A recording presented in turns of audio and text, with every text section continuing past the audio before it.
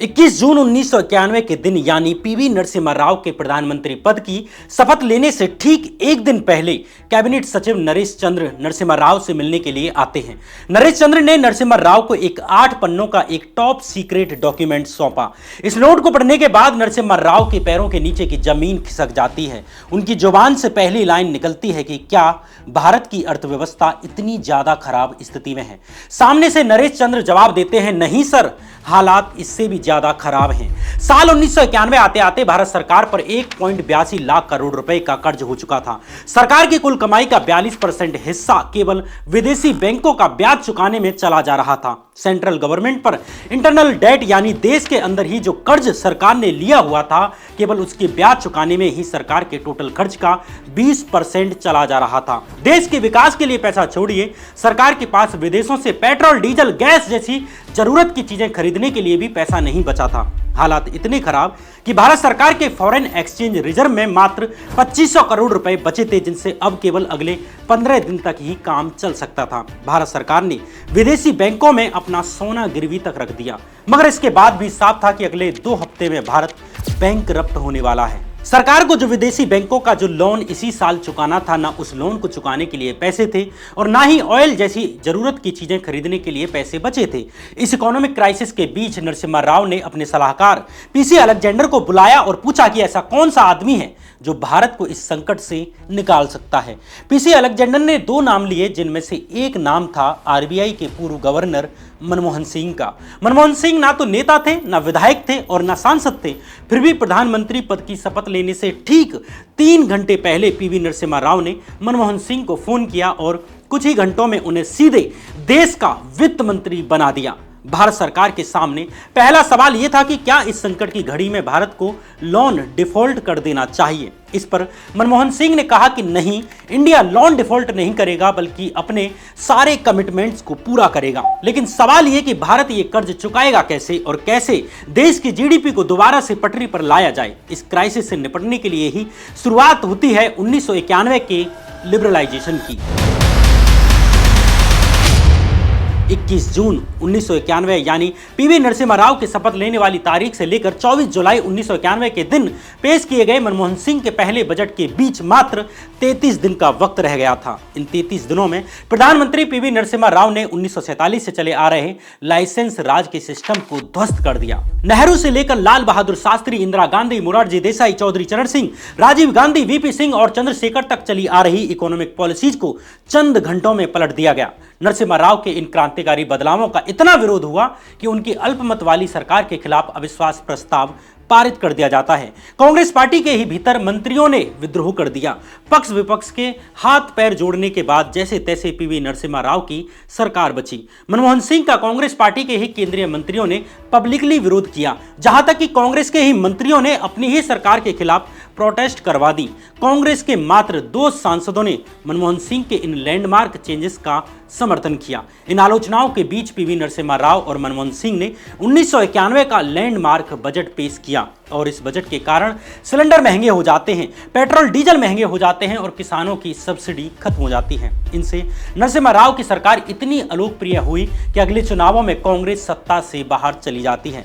लेकिन चुप रहने वाले मनमोहन सिंह ने हर मौके पर अपनी इन रिफॉर्म पॉलिसीज को डिफेंड किया और परिणाम यह हुआ कि अगले 2 साल के भीतर ही जो महंगाई दर 13% पहुंच गई थी, वो आधे से भी कम होकर 6% पर आ गई। जो सरकारी घाटा जीडीपी के 8.4% पहुंच गया था, वो गिरकर 5.7% रह गया। 2 साल के भीतर ही इंडियन इकोनॉमी को लेकर इंटरनेशनल सेंटीमेंट स्ट्रांग हो गया। देश में अरबों रुपए का फॉरेन इन्वेस्टमेंट आने लगा और 1 साल में ही फॉरेन एक्सचेंज रिजर्व 2 गुना हो जाता है और अगले 10 साल में 6 गुना बढ़कर 5400 करोड़ डॉलर पहुंच जाता है।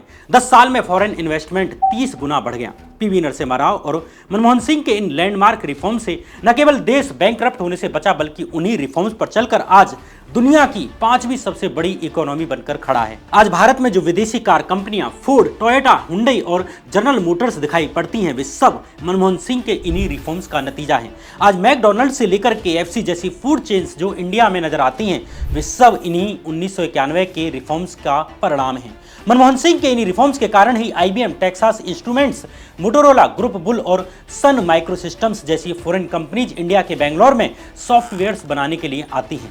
1991 के इन सुधारों की वजह से ही भारत की इन्फोसिस, विप्रो और टाटा कंसल्टेंसी सर्विस जैसी आईटी कंपनीज ने पूरी दुनिया के आईटी सेक्टर में अपना टैलेंट दिखाया।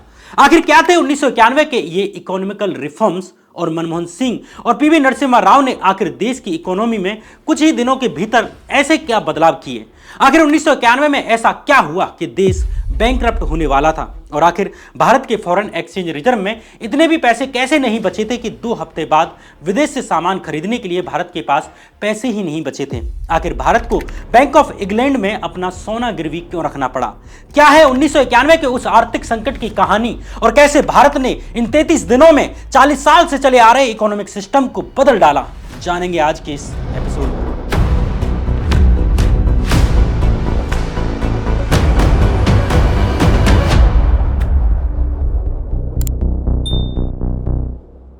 नमस्कार, मैं श्याम मीरा सिंह। जिस तरह पीवी नरसिम्हा राव और मनमोहन सिंह ने 40 साल पुरानी पॉलिसीज बदलकर नई स्ट्रेटजी बनाई और फॉरेन इन्वेस्टर्स ने इंडियन शेयर मार्केट में पैसा लगाया, वैसे ही आप भी एक्टिव या पैसिव इनकम कमाने के लिए शेयर मार्केट में ट्रेडिंग की शुरुआत कर सकते हैं। और इसके लिए BlinkX बाई JM फाइनेंशियल एक रिलायबल और कॉस्ट एफिशिएंट प्लेटफॉर्म है। BlinkX एक जीरो ब्रोकरेज ट्रेडिंग प्लेटफॉर्म है। यहाँ आपको फ्री एक्सपर्ट रिसर्च कॉल्स मिलती हैं। ये कॉल्स आपको डिटेल में समझाती हैं कि कब ट्रेड स्टार्ट करना है, यानी एंट्री कब करनी है, स्टॉप लॉस कब लगाना है, कहां लगाना है, टारगेट्स क्या होने चाहिए। ये सब एक्सपर्ट रिसर्च पर बेस्ड होते हैं ताकि आप ट्रेडिंग को लेकर बेस्ट डिसीजन ले सकें। BlinkX पर आपको 3 तरह के प्लान मिलते हैं जो शुरू होते हैं सिर्फ 249 रुपए में 2 महीने का प्लान, 599 रुपए में 6 महीने का प्लान और 1 साल का प्लान मात्र 899 रुपए में। इन सभी प्लान पर NSE FNO, equity delivery, equity intraday और IPOज में आप अनलिमिटेड ट्रेडिंग कर सकते हैं, वो भी जीरो ब्रोकरेज के साथ। BlinkX पर आपको सारे एडवांस टूल्स फ्री मिलते हैं, जैसे टेक्निकल चार्ट्स, फंडामेंटल एनालिसिस और risk management strategies, all in one place. तो अपनी ट्रेडिंग को इजी और कन्वीनियंट बनाने के लिए आज ही BlinkX ट्राई करें। आप सबके लिए मैंने BlinkX की लिंक अपने डिस्क्रिप्शन बॉक्स और कमेंट बॉक्स में डाल दी है। अब वापस अपनी कहानी पर लौटते हैं। 1991 के जून महीने में जिस समय नरसिम्हा राव सरकार में आए, उस समय इंडिया बड़े इकोनॉमिक क्राइसिस से जूझ रहा था, जिसे बैलेंस ऑफ पेमेंट क्राइसिस कहा जाता है। बैलेंस ऑफ पेमेंट क्राइसिस को करेंसी क्राइसिस भी कहा जाता है। सिंपल भाषा में समझाऊं तो जैसे भारत के अंदर रुपया चलता है, चीन के अंदर युआन चलता है, UAE में दिरहम चलता है, सऊदी अरब के अंदर रियाल चलता है। वैसे ही जब ये देश आपस में कुछ खरीद या बिक्री करते हैं, जैसे तेल खरीदते हैं, मिसाइल खरीदते हैं या कोई टेक्नोलॉजी खरीदते हैं, तो आपस में ट्रांजैक्शन करने के लिए किसी ऐसी करेंसी की नीड होती है जिसकी इंटरनेशनल मार्केट में एक्सेप्टेंस हो, जैसे अमेरिकन डॉलर। अगर भारत को सऊदी अरब से कुछ खरीदना है तो भारत को डॉलर देने होंगे, इसलिए डॉलर पास होने भी चाहिए।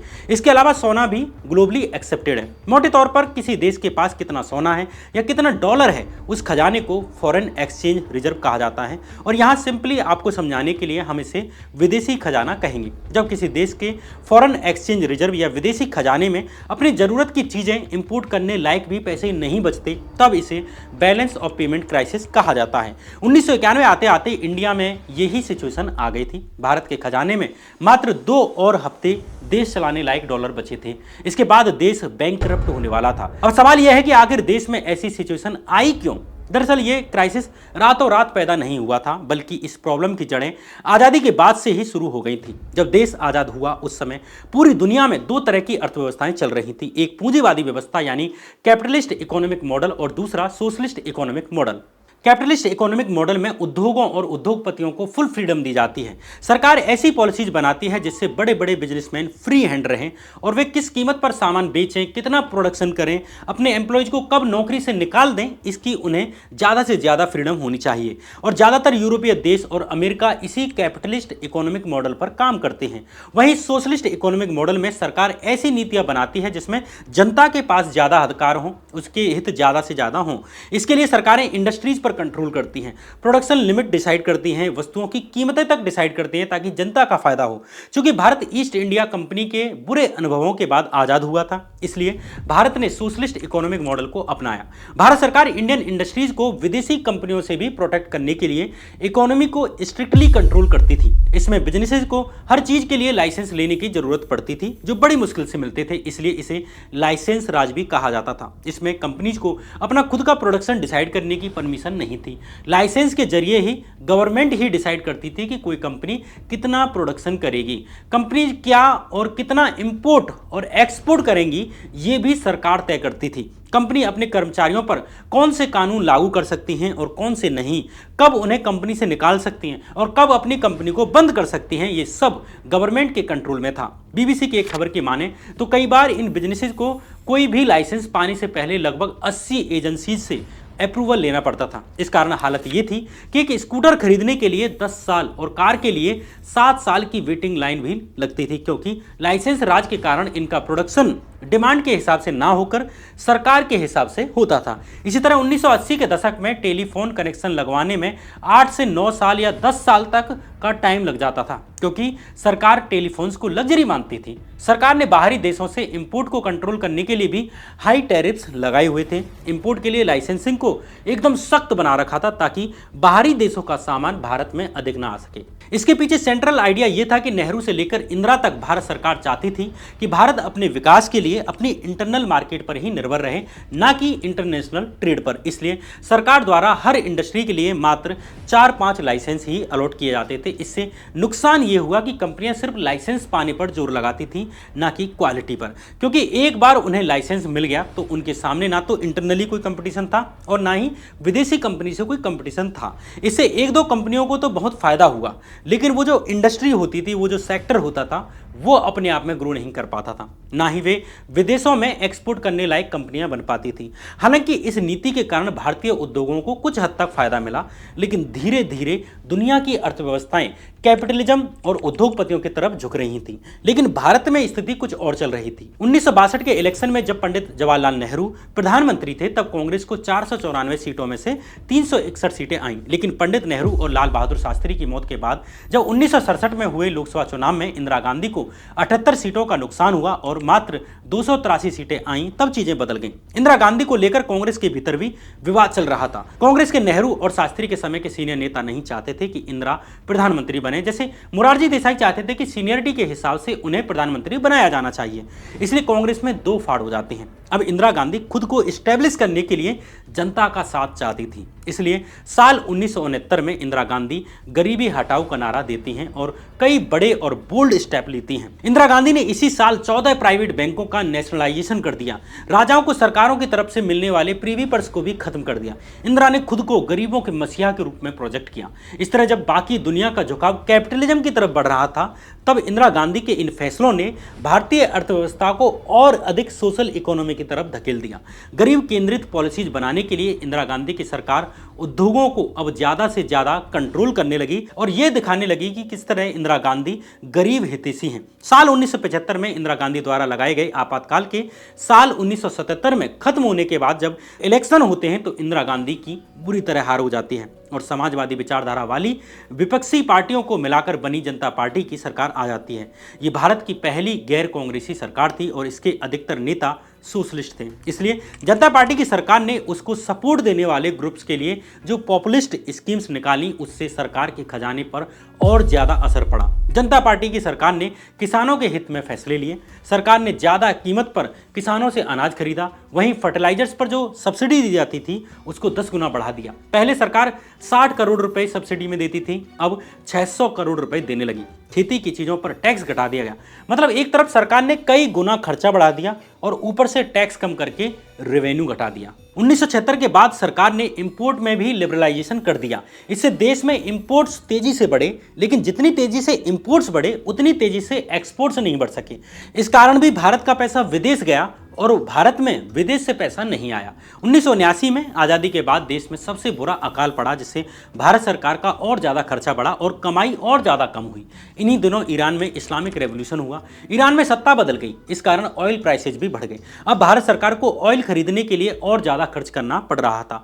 दूसरी तरफ असम में मिलिटेंसी छिड़ने के कारण वहाँ से हो रही ऑयल सप्लाई भी कम हो गई, जिसकी वजह से भारत को दूसरे देशों से और ज़्यादा मात्रा में ऑयल खरीदना पड़ रहा था, वो भी महंगा। इधर जनता पार्टी की सरकार लंबे समय तक नहीं चल सकी और पहले मोरारजी देसाई की सरकार गिरी और अगले ही साल चौधरी चरण सिंह की भी सरकार गिर जाती है। इस कारण 1980 में देश में एक बार फिर लोकसभा इलेक्शन होते हैं। इन चुनावों में इंदिरा गांधी दोबारा पूर्ण बहुमत के साथ सत्ता में लौटती हैं। इंदिरा गांधी की सरकार ने ऑयल क्राइसिस से निपटने के लिए एनर्जी सेक्टर में इन्वेस्ट बढ़ाने का सोचा, लेकिन सरकार के पास पैसे ही नहीं बचे थे। इसलिए भारत सरकार ने IMF यानी इंटरनेशनल मॉनेटरी फंड से साल 1980 में लोन लिया। उसके बाद छठवें 5 ईयर प्लान के लिए भी आईएमएफ से एक बड़े लोन लेने की बात होने लगी। इंदिरा गांधी की सरकार ने पहले की सरकारों की तरह ही पब्लिक इन्वेस्टमेंट पर और ज्यादा खर्चा बढ़ा दिया, लेकिन ना तो टैक्स बढ़ाए और ना ही सरकार की सेविंग्स बढ़ रही थी।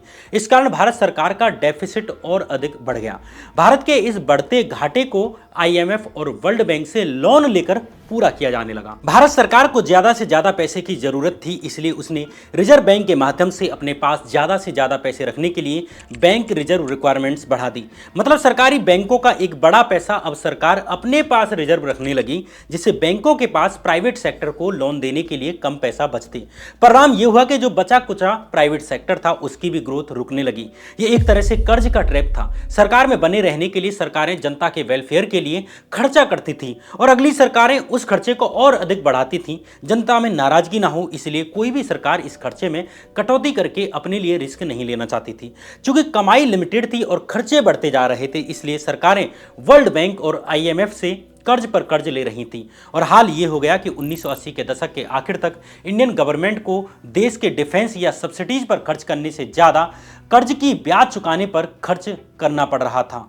इस बीच 1984 में इंदिरा गांधी की हत्या कर दी जाती है। इंदिरा के बाद राजीव गांधी देश के प्रधानमंत्री बनते हैं। राजीव को एहसास हुआ कि भारत की अर्थव्यवस्था को अब लंबे वक्त तक कंट्रोल नहीं रखा जा सकता। मतलब प्राइवेट कंपनियों को अब ज्यादा दिन कंट्रोल करने से इंडियन इकोनॉमी को ज्यादा नुकसान हो रहा है। इसलिए राजीव को लगा कि स्टेट कंट्रोल इकोनॉमी को थोड़ा लिबरलाइज्ड करने की जरूरत है, उसे थोड़ा उदार बनाने की जरूरत है। इसलिए राजीव गांधी की सरकार ने अर्थव्यवस्था को ओपन करना शुरू कर दिया। साल 1985 के फाइनेंशियल बजट में राजीव गांधी ने संसद में सोशलिज्म शब्द का जिक्र तक नहीं किया। इस बजट में कॉर्पोरेट और मिडिल क्लास को टैक्स में छूट दी गई और इंपोर्ट करने की भी छूट बढ़ा दी गई। राजीव गांधी के ये फैसले आने वाली इकोनॉमिक रिफॉर्म की दिशा में बेबी स्टेप्स थे। इस कारण देश में इंपोर्ट बहुत तेजी से बढ़ने लगा। इंडस्ट्रियल डेवलपमेंट जो साल 1985 और 86 में 4.5% हुआ करता था, वो 1989 और 90 आते आते 10.5% बढ़ गया। लेकिन बड़ी समस्या ये थी कि भारत इंपोर्ट तो बहुत ज्यादा कर रहा था, लेकिन एक्सपोर्ट नहीं कर पा रहा था। मतलब भारत की करेंसी बाहर तो जा रही थी लेकिन आ नहीं पा रही थी। इस कारण बैलेंस ऑफ पेमेंट का क्राइसिस बढ़ने लगा। भारत का विदेशी खजाना खाली होने लगा। इसलिए भारत की विदेशी बैंकों के लोन पर निर्भरता और अधिक बढ़ जाती है। इसलिए राजीव गांधी की सरकार देश चलाने के लिए 1985 के बाद से ही बड़े पैमाने पर शॉर्ट टर्म कमर्शियल लोन्स लेने लगी, ताकि देश की तत्कालीन जरूरतों को पूरा किया जा सके। साल 1989 में राजीव गांधी के बाद जनता दल के वीपी सिंह की नई सरकार आ जाती है, लेकिन अब तक भारत का आर्थिक संकट इस स्थिति में पहुंच गया था कि इसे अब और इग्नोर नहीं किया जा सकता था। नए फाइनेंस मिनिस्टर यशवंत सिन्हा ने कहा कि इसे इग्नोर करने से देश की इकोनॉमिक इंडिपेंडेंस खतरे में आ सकती है, इसलिए कुछ कठिन कदम उठाने पड़ेंगे। लेकिन कमाल की बात यह रही कि यशवंत सिन्हा का बजट ऐसा नहीं था जो इस क्राइसिस को टाल सके। उल्टा उन्होंने किसानों, कारीगरों और बुनकरों को कर्ज में राहत दी, जिससे सरकार का खर्च और अधिक बढ़ गया। इसी बीच अगस्त 1990 में इराक ने कुवैत पर हमला कर दिया, जिससे गल्फ वॉर स्टार्ट हो गया। अब गल्फ वॉर के कारण ऑयल प्राइसेस 3 गुने से ज्यादा बढ़ गए और इंडिया को अब अपनी जरूरत का ऑयल इंपोर्ट करने के लिए अब बहुत ज्यादा खर्च करना पड़ रहा था। दूसरी तरफ कुवैत में रहने वाले हजारों इंडियन वर्कर्स जो हर महीने इंडिया पैसे भेजते थे, उन्हें गल्फ वॉर के कारण भारत वापस आना पड़ा और ये पैसा आना बंद हो गया। इससे भारत के विदेशी खजाने को बहुत नुकसान हुआ। इसी तरह इराक और कुवैत को होने वाले एक्सपोर्ट भी बंद हो गए। इससे भी इंडिया को फॉरेन एक्सचेंज में 50 करोड़ डॉलर का लॉस हुआ। दूसरी तरफ 1990 तक सोवियत यूनियन वीक हो चुका था। अरब देशों के अलावा सोवियत यूनियन इंडिया के लिए चीप ऑयल यानी सस्ते ऑयल और रॉ मटेरियल्स का सबसे बड़ा सोर्स था। सोवियत यूनियन की हेल्प से ही इंडिया बिना यूएस डॉलर के भी ट्रेड कर पाता था। मतलब बिना डॉलर के ही इंडिया अपनी जरूरत भर का ऑयल खरीद सकता था। लेकिन सोवियत यूनियन वीक हो गया तो अब इंडिया का ये ऑप्शन भी खत्म हो गया। इंटरेस्टिंगली उसी टाइम देश में पॉलिटिकल सिचुएशन बहुत ज़्यादा खराब हो चुकी थी। ओबीसी को आरक्षण देने वाले मंडल कमीशन के कारण देश भर में वायलेंट प्रोटेस्ट हो रही थी। वहीं दूसरी तरफ इन्हीं दिनों भाजपा के आडवाणी द्वारा राम मंदिर के लिए रथ यात्रा निकाली जा रही थी। इससे भी देश में जगह जगह सांप्रदायिक दंगे हुए, वो भी देश के आर्थिक संकट के बीच। इसी रथ यात्रा के दौरान बिहार में लालू प्रसाद यादव ने आडवाणी को अरेस्ट करवा लिया। उस वक्त लालू प्रसाद यादव जनता दल का हिस्सा थे, इसलिए भाजपा ने जनता दल के वीपी सिंह की केंद्र की सरकार से अपना समर्थन वापस ले लिया। इस कारण वीपी सिंह की सरकार गिर जाती है। हालांकि नवंबर 1990 में ही कांग्रेस ने जनता दल के चंद्रशेखर को अपना बाहरी समर्थन दे दिया, जिससे चंद्रशेखर देश के नए प्रधानमंत्री बन गए। देश में चल रही इस पॉलिटिकल इनस्टेबिलिटी के बीच एनआरआईज ने इंडियन बैंक्स में जमा अपने पैसे को निकालना स्टार्ट कर दिया। एनआरआईज ने अक्टूबर 1990 से मात्र 3 महीने के अंदर ही $20 करोड़ विड्रॉ कर लिए। अप्रैल जून 1991 में यह फिगर $95 करोड़ तक पहुंच गया। भारत में चल रही पॉलिटिकल इनस्टेबिलिटी की वजह से इंडियन इकोनॉमी पर इंटरनेशनल इन्वेस्टर्स का कॉन्फिडेंस भी कम होने लगा। भारत के लिए इंटरनेशनल बैंक से लोन लेना मुश्किल हो गया, क्योंकि इंटरनेशनल बैंक्स ने भारत के लिए ब्याज दरें बढ़ा दी। भारत के लिए कर्ज न केवल महंगा हो गया, बल्कि कर्ज मिलना मुश्किल हो गया। अब भारत को पुरानी शॉर्ट टर्म डेट को चुकाने में भी मुश्किलें हो रही थी, यानी जो कर्ज अभी चुकाना था अब उसे चुकाने के लिए पैसा ही नहीं था, क्योंकि नया कर्ज मिल ही नहीं रहा था। मार्च 1991 तक इंडिया पर शॉर्ट टर्म डेट 1360 करोड़ हो गई थी। भारत को यह कर्ज 1 साल के अंदर चुकाना था। ये तो विदेश से लिए हुए कर्ज की बात हो रही है।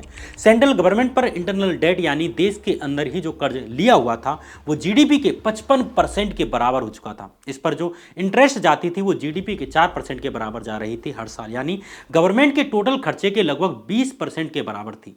मतलब सरकार का 20% सिर्फ देश के अंदर की ब्याज चुकाने पर जा रहा था। इसी तरह 1990 और 91 में एक्सटर्नल डेट यानी कि विदेशों से लिया गया कर्ज जीडीपी के 23% के बराबर था। 1991 और 92 में सेंट्रल गवर्नमेंट को इंटरेस्ट के तौर पर ही 27,450 करोड़ रुपए देने थे, जो उसके नेट रेवेन्यू के 42% के बराबर थे। यानी सरकार की कमाई का 42% हिस्सा सिर्फ विदेशी कर्ज की ब्याज ही ब्याज पर जा रहा था। इस तरह सरकार का टोटल रेवेन्यू केवल बाहरी और देश के अंदर सरकार द्वारा लिए गए कर्ज की ब्याज चुकाने में ही चला जा रहा है। विकास छोड़िए, सरकार बुरी तरह से कर्ज में फंस चुकी थी। सरकार बार बार आईएमएफ और वर्ल्ड बैंक जैसे संस्थानों के आगे हाथ फैलाने को मजबूर हो रही थी, लेकिन अब आईएमएफ और वर्ल्ड बैंक ने भी भारत सरकार को कर्ज देने से इनकार करना शुरू कर दिया। आईएमएफ और वर्ल्ड बैंक कोई देवता संस्थान नहीं है जो कर्ज में फंसे हुए देश को निकालने का काम करते हो, बल्कि आईएमएफ और वर्ल्ड बैंक ऐसे इंटरनेशनल संस्थान हैं जिनके माध्यम से यूरोप और अमेरिका बाकी पूरी दुनिया पर इकोनॉमिकली राज करते हैं। दरअसल आईएमएफ और वर्ल्ड बैंक दोनों को अमेरिका और यूरोप दोनों कंट्रोल करते हैं। दोनों के बीच एक अंडरस्टैंडिंग है कि वर्ल्ड बैंक का प्रेसिडेंट मोस्टली अमेरिका से होगा, वहीं आईएमएफ का प्रेसिडेंट यूरोप से होगा। इन दोनों संस्थानों में अमेरिका और यूरोपियन यूनियन के पास आधे से अधिक वोट्स हैं, यानी वोटिंग राइट्स डिसाइड करने की ज़्यादा पावर इन्हीं कंट्रीज के पास है। जबकि 85% वर्ल्ड पॉपुलेशन वाले मिडिल और लो इनकम वाले देशों के पास माइनॉरिटी वोटिंग राइट्स हैं। आईएमएफ और वर्ल्ड बैंक वेस्टर्न कॉलोनियलिज्म को दूसरे रूप में आगे बढ़ाते हैं। मतलब ये दोनों संस्थान यूरोप और अमेरिका के आर्थिक साम्राज्यवाद को फैलाने के लिए नए रथ हैं। इन दो संस्थानों के माध्यम से वेस्टर्न कंट्रीज पूरी ग्लोबल इकोनॉमी को कंट्रोल कर रहे हैं। वर्ल्ड बैंक और आईएमएफ जब भी गरीब देशों को कर्ज देते हैं तो उन पर ऐसी शर्तें थोपते हैं जिनमें यूरोप और अमेरिका का हित हो। ये दोनों संस्थान गरीब देशों को अपनी मार्केट को खोलने और इकोनॉमी को लिबरलाइज करने जैसी शर्तें थोपते हैं, ताकि अमेरिका और वेस्टर्न कंट्रीज इन गरीब देशों की मार्केट में एंट्री कर सकें और इनकी कंपनियां इन देशों में जाकर मुनाफा कमा सकें।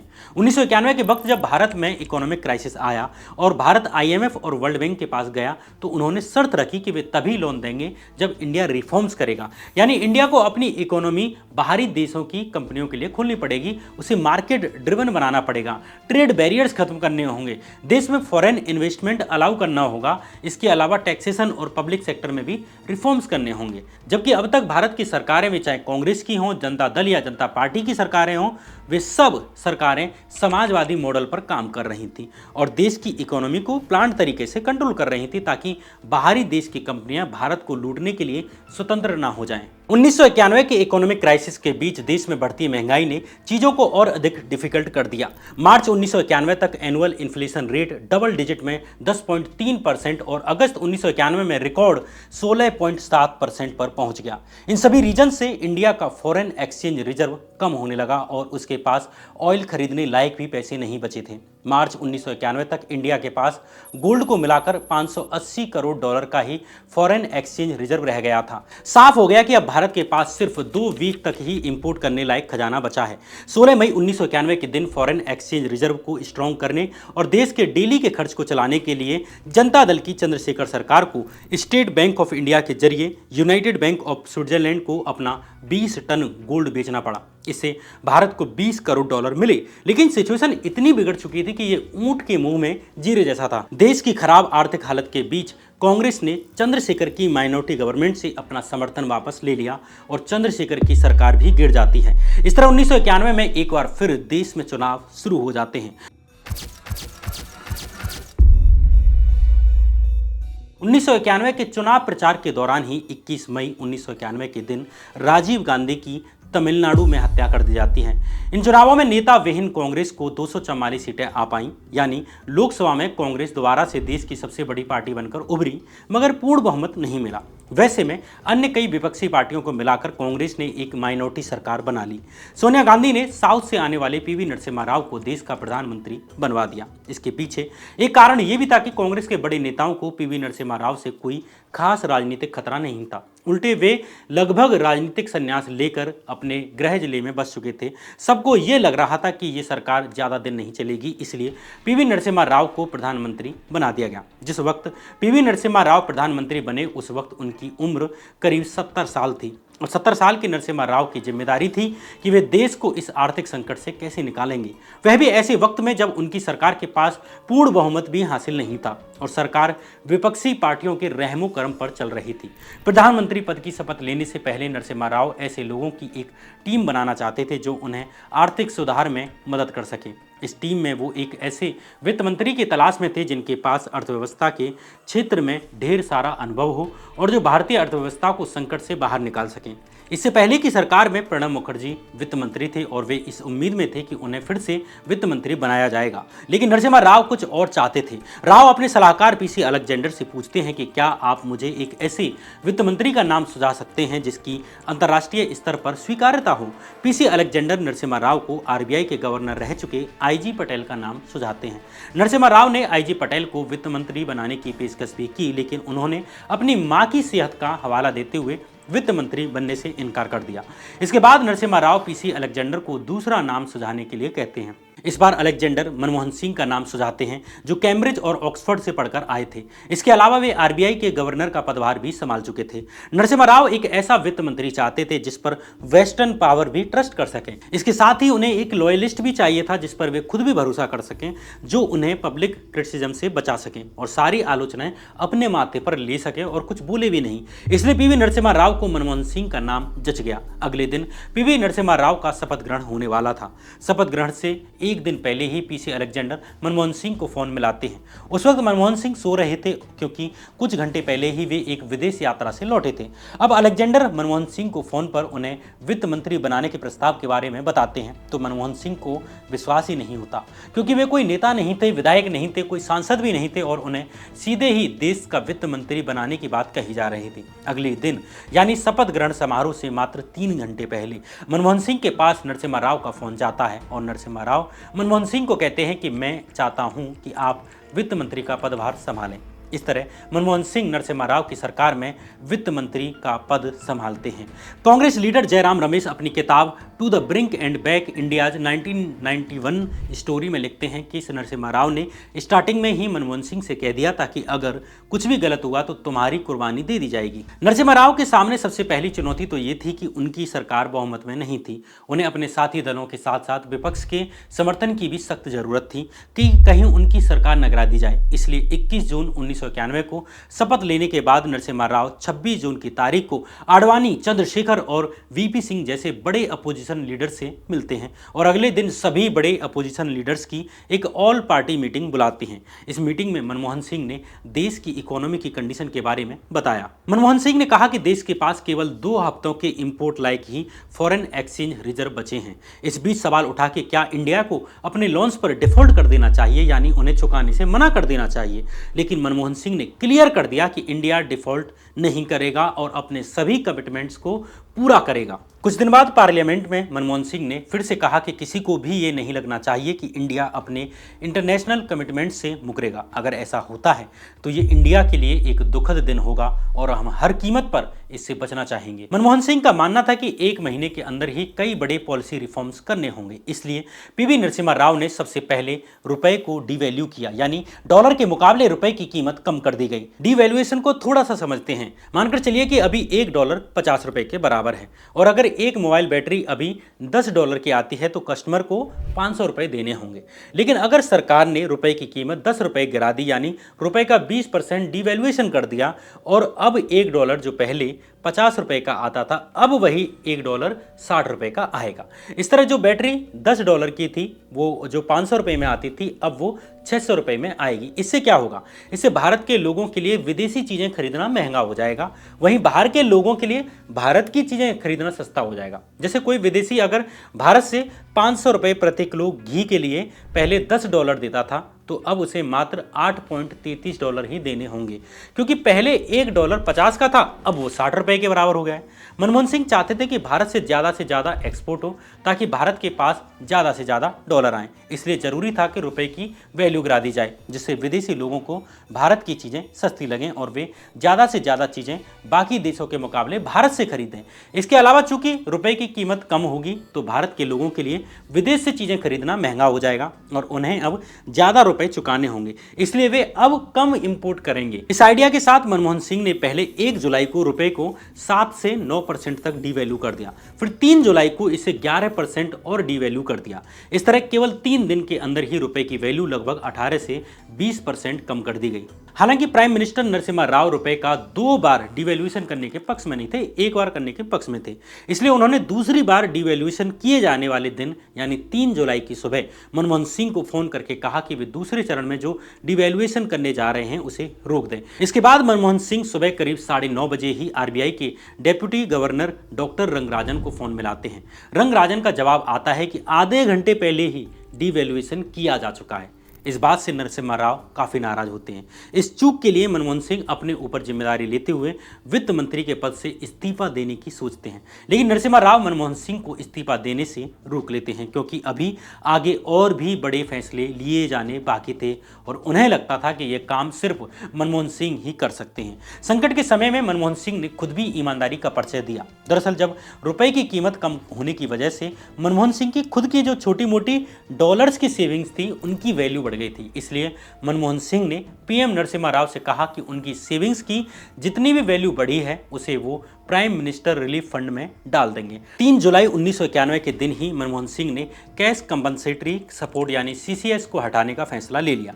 दरअसल कैश कंपनसेटरी सपोर्ट यानी कि सीसीएस एक तरह की सब्सिडी थी जो भारत सरकार भारतीय कंपनियों को विदेश में चीजें इंपोर्ट करने के लिए देती थी। इसे एक उदाहरण से समझिए। मान लेते हैं कि एक भारतीय कंपनी कॉटन के कपड़े बनाती है और इसे दूसरे देशों में बेचती है। एक कपड़े की कीमत पड़ती है उसे 300 रुपए। अब उस 300 रुपए की कीमत वाले कपड़े को दूसरे देश में एक्सपोर्ट करने के लिए उस कंपनी को शिपिंग कॉस्ट भी देनी पड़ेगी, टैक्स भी देना पड़ेगा। इस तरह मान लेते हैं कि शिपिंग कॉस्ट और टैक्स मिलाकर कंपनी के एक्स्ट्रा 75 रुपए और खर्च होते हैं। अब उस एक कॉटन कपड़े की कीमत 375 रुपए हो जाती है। कंपनी 10 रुपए अपने मार्जिन का लगाएगी। अब उसे प्रोडक्ट को वो विदेश में 385 रुपए में बेचती है।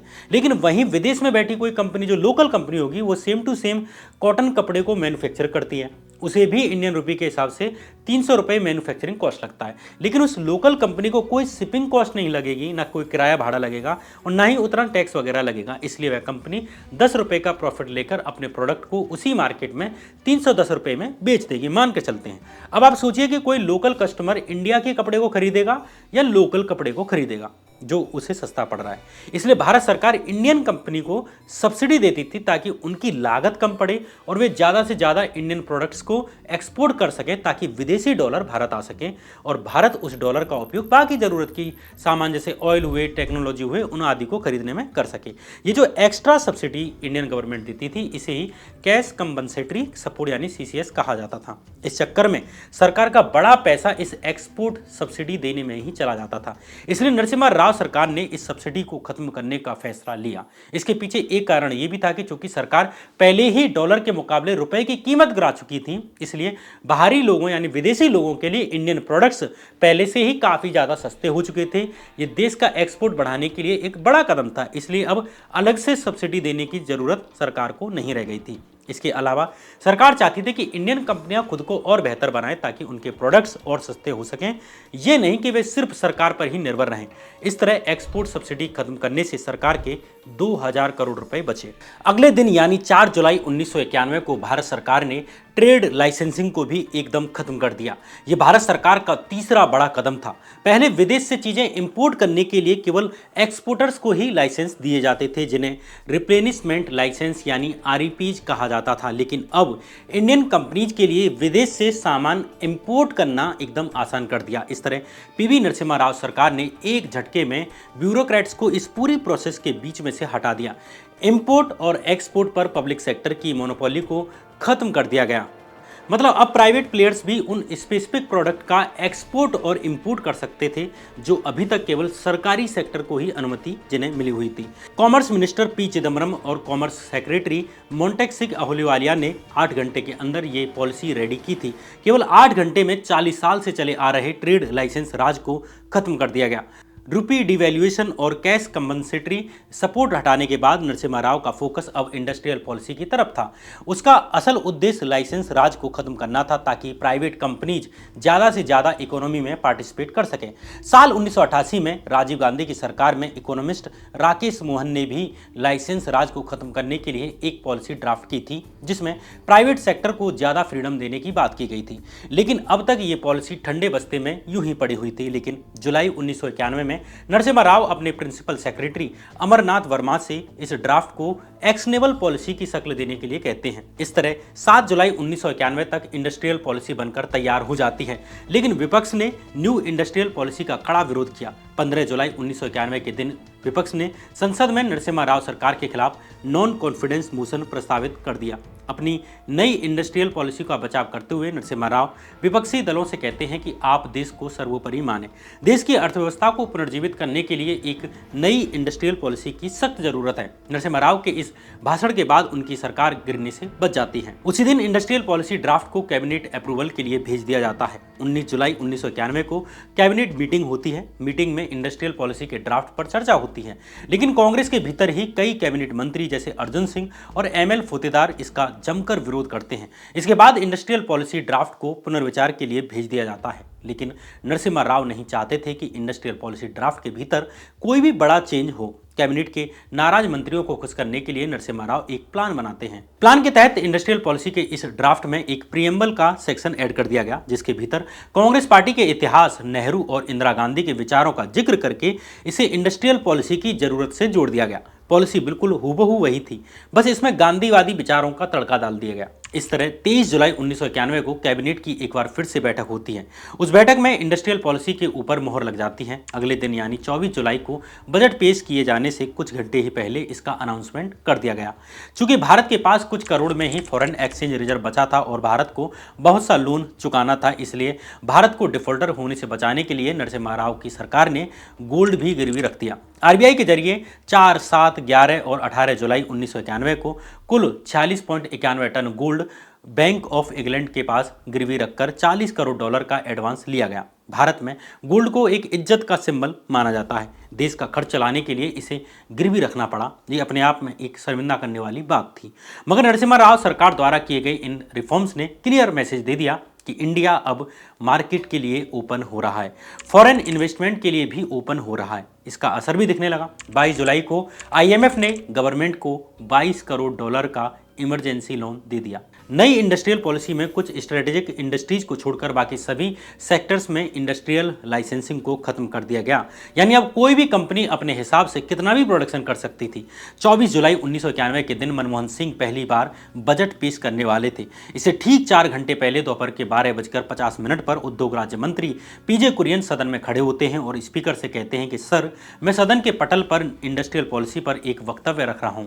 खुद उद्योग मंत्री होने के बावजूद नरसिम्हा राव संसद के भीतर पॉलिसी पेश करने की जिम्मेदारी उद्योग राज्य मंत्री पीजे कुरियन को देते हैं। न्यू इंडस्ट्रियल पॉलिसी में कहा जाता है कि अब से 18 उद्योगों को छोड़कर सभी उद्योगों में लाइसेंस सिस्टम को खत्म कर दिया जाता है। वहीं 34 इंडस्ट्रीज में फॉरेन इन्वेस्टमेंट की लिमिट को 40% से बढ़ाकर 51% कर दिया गया। दरअसल मनमोहन सिंह का मानना था कि फॉरेन कंपनीज को मेजॉरिटी ओनरशिप की अनुमति ना होना एक बड़ी प्रॉब्लम है। इसकी वजह से IBM और कोका कोला जैसी कंपनी ने इंडिया में अपना बिजनेस बंद कर दिया था और फॉरेन इन्वेस्टमेंट आना लगभग बंद हो गया था। इसलिए फॉरेन कंपनीज को अट्रैक्ट करने के लिए गवर्नमेंट ने कुछ सेक्टर्स को छोड़कर बाकी सभी में फॉरेन ओनरशिप 40% से बढ़ाकर 51% तक करने की अनुमति दे दी। इसी तरह फॉरेन डायरेक्ट इन्वेस्टमेंट यानी FDI की ऑटोमेटिक लिमिट भी 51% कर दी गई। साथ ही monopolies and restrictive trade practice यानी MRTP एक्ट में सुधार करके कंपनियों को बिना अप्रूवल लिए सेटअप लगाने, एक्सपेंशन करने, मर्जर करने की परमिशन दे दी गई। अब कोई अप्रूवल इसके लिए जरूरत में नहीं रह गया। इंडस्ट्रियल पॉलिसी पेश करने के ठीक 4 घंटे बाद मनमोहन सिंह नेहरू जैकेट और आसमानी रंग की पगड़ी के साथ ब्रीफकेस हाथों में लिए संसद में बजट पेश करने के लिए पहुंचते हैं। भाषण में मनमोहन सिंह कहते हैं कि मैं आज राजीव गांधी की मुस्कुराते हुए चेहरे को काफी मिस कर रहा हूं। मनमोहन सिंह अपने भाषण में बार बार गांधी परिवार का नाम लेते हैं ताकि इकोनॉमिक रिफॉर्म से जो नाराज कांग्रेस के नेता हैं वो खामोश हो सकें। इस बजट में कई बड़े अनाउंसमेंट किए गए। मार्केट को फॉरेन कंपनीज के लिए अट्रैक्टिव बनाने के लिए इंपोर्ट टैरिफ्स को कम कर दिया गया। मनमोहन सिंह का मानना था कि पब्लिक सेक्टर को देश की सेविंग्स को खाने की जगह ग्रोथ इंजन बनना चाहिए। 1990 में 99,315 करोड़ रुपए के कैपिटल इन्वेस्टमेंट पर पब्लिक सेक्टर ने केवल 3,781 करोड़ रुपए का प्रॉफिट कमा कर दिया था। अगर पेट्रोलियम कंपनीज को हटा दिया जाए तो बस 881 करोड़ रुपए का प्रॉफिट हुआ। इसलिए 1991 के बजट में मनमोहन सिंह ने कहा कि गवर्नमेंट PSUज में डिसइन्वेस्टमेंट करके अपना 20% शेयर बेचेगी, जिससे उसे एक साल में 2500 करोड़ रुपए मिलेंगे। मनमोहन सिंह ने गवर्नमेंट का खर्च कम करने के लिए कई सब्सिडीज भी खत्म कर दी या कम कर दी। जैसे फर्टिलाइजर सब्सिडी को कम कर दिया गया, जिससे फर्टिलाइजर के प्राइसेज 40% तक बढ़ गए। इससे पहले फर्टिलाइजर सब्सिडी में गवर्नमेंट के 6000 करोड़ रुपए जाते थे। इसी तरह शुगर सब्सिडी भी, जिस पर हर साल गवर्नमेंट के 350 करोड़ रुपए खर्च होते थे, उसे भी खत्म कर दिया गया। ये रिफॉर्म्स सरकार की आर्थिक हालत सुधारने के लिए एकदम जरूरी हो गए थे और सरकार इस आर्थिक संकट से उभरने की स्थिति में आ सकी। लेकिन सब्सिडी हटाने के कारण और रुपए की कीमत गिराने के कारण बुरी तरह से महंगाई बढ़ना तय हो गया था, जिसकी मार आम आदमी पर पड़नी थी और अंत में इसका बुरा परिणाम उस सरकार को भी भुगतना था जिसने ये सुधार किए थे। रुपए की कीमत घटने के बाद क्रूड ऑयल और पेट्रोलियम प्रोडक्ट्स के इंपोर्ट की कॉस्ट बढ़ गई थी। इस कारण नरसिम्हा सरकार को पेट्रोल और LPG के प्राइसेज भी 20% तक बढ़ाने पड़े। नरसिम्हा सरकार और मनमोहन सिंह के इन फैसलों को मजबूरी कहें चाहे साहस कहें, लेकिन सच यह है कि उस स्थिति से निकलने के लिए ना तो नरसिम्हा राव के पास कोई विकल्प था और ना ही मनमोहन सिंह के पास। और यही कारण है कि 1991 के इस ऐतिहासिक बजट को खत्म करते हुए मनमोहन सिंह ने कहा, जैसा कि विक्टर ह्यूगो ने कहा था, no power on earth can stop an idea whose time has come. यानी दुनिया की कोई भी ताकत उस विचार को आने से नहीं रोक सकती जिसका वक्त आ चुका है। मनमोहन सिंह ने कहा कि एक मेजर इकोनॉमिक पावर के रूप में इंडिया का राइज ऐसा ही एक आइडिया है। पूरी दुनिया को ये बात जोर से और साफ समझ में आ जानी चाहिए कि इंडिया अब पूरी तरह से जाग चुका है और हम जीतेंगे। We have to accept the need for restructuring and reform if we are to avoid an increasing marginalization of India in the evolving world economy. इस तरह नरसिम्हा सरकार ने मात्र 33 दिन के अंदर ही आज़ादी के बाद से चले आ रहे सोशलिज्म के मॉडल को पूरी तरह से पलट दिया।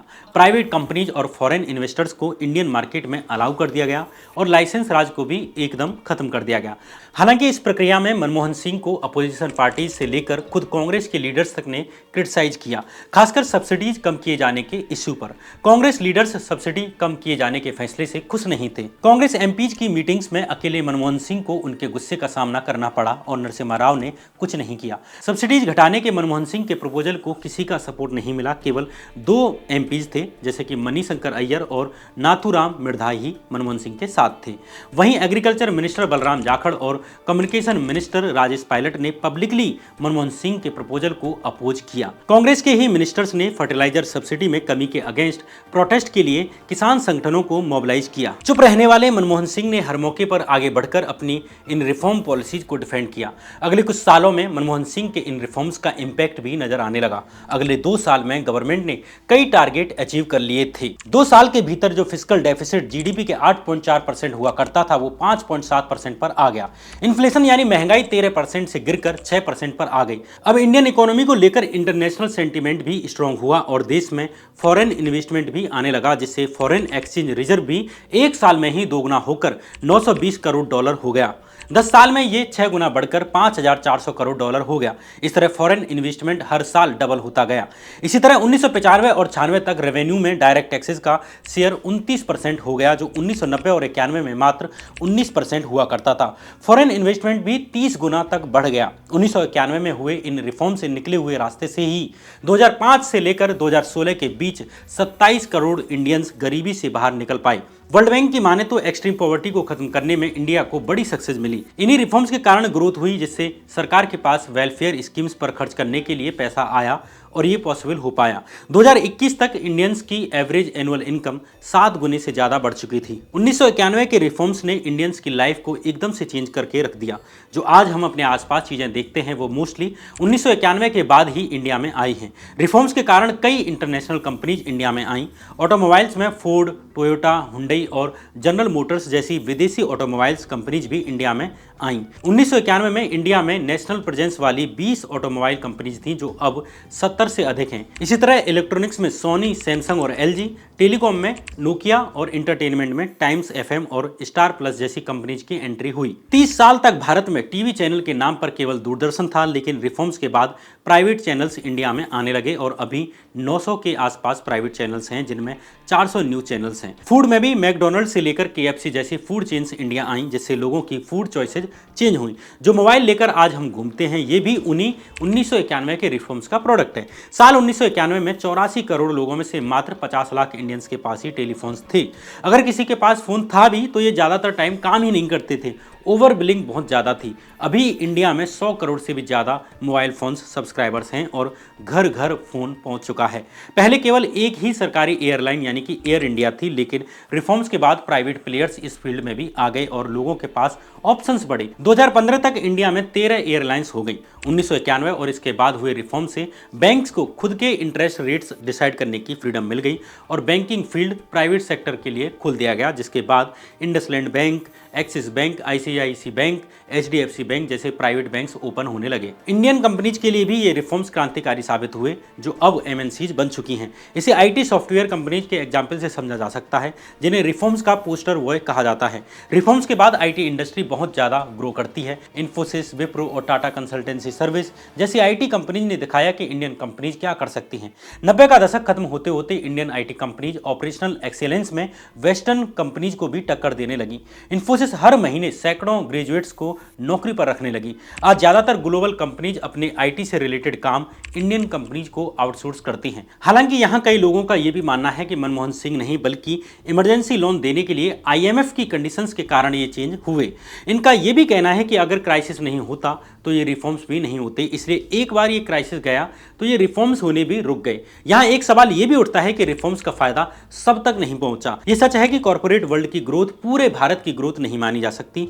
कुछ लोगों के करोड़पति और अरबपति होने को पूरे देश की तरक्की नहीं माना जा सकता, लेकिन ये सब तर्क इस फैक्ट को नहीं बदल सकते कि 1991 के जुलाई महीने में नरसिम्हा राव की गवर्नमेंट और मनमोहन सिंह ने जो किया वो एक्स्ट्रा ऑर्डिनरी था। देश की हिस्ट्री में मनमोहन सिंह का ये काम यानी उनका ये योगदान हमेशा याद किया जाएगा।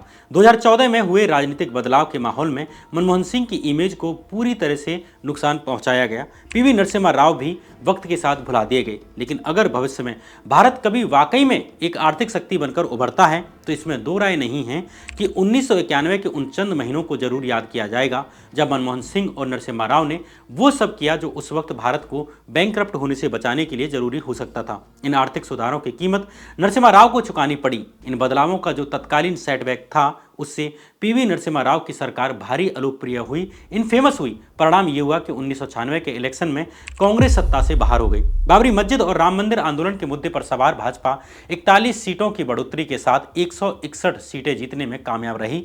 वहीं नरसिम्हा राव की कांग्रेस 104 सीटों के नुकसान के साथ मात्र 140 सीटों पर सिमट कर रह गई। 1991 के इकोनॉमिक रिफॉर्म्स, नरसिम्हा राव और मनमोहन सिंह की यह कहानी फिलहाल यहीं समाप्त होती है। अगली वीडियो नरसिम्हा राव पर आएगी। इकोनॉमिक रिफॉर्म्स नरसिम्हा राव के राजनीतिक जीवन की एक छोटी सी कहानी कहते हैं, जबकि उनके कार्यकाल में ही आरएसएस और भाजपा से जुड़े संगठन के लोगों ने बाबरी मस्जिद ढाई थी। उस समय पर नरसिम्हा राव ने क्या किया, वे क्या कर रहे थे? नरसिम्हा राव आंध्र प्रदेश के छोटे से गांव से दिल्ली आकर प्रधानमंत्री बनने का सफर कैसे तय कर सके, इसकी कहानी आपको जल्द ही मेरे यूट्यूब चैनल पर मिल जाएगी। जाते जाते बात ब्लिंक एक्स की। अगर आप भी शेयर मार्केट में ट्रेड करना चाहते हैं तो ब्लिंक एक्स को डाउनलोड करें। इसका लिंक मैंने कमेंट बॉक्स और डिस्क्रिप्शन बॉक्स में डाल दिया है। आखिर में पर्सनल अपील, इस एक वीडियो को बनाने में हमारी पूरी टीम को 2 हफ्ते से ज्यादा का समय लगा है। अगर आप इस वीडियो को लाइक करेंगे, एक कमेंट करेंगे और जाते जाते सब्सक्राइब करके जरूर जाएंगे तो इससे हमारा मनोबल बढ़ेगा और हम और भी डीप रिसर्च वाली वीडियोज ला पाएंगे। तब तक के लिए बने रहिए इसी चैनल पर। नमस्कार।